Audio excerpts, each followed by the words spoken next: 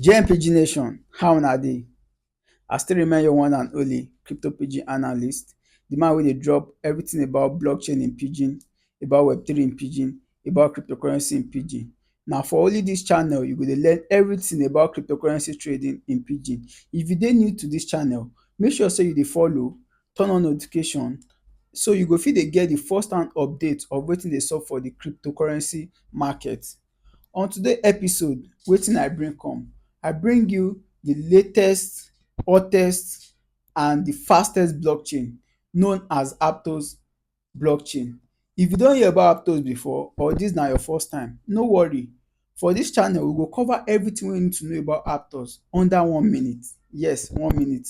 How Aptos fit make you money, how you fit dey interact with products wey dey under Aptos, and how you fit connect with people wey dey under the ecosystem. If you be builder, dis channel go also help you to know how you fit position yourself for the Aptos ecosystem.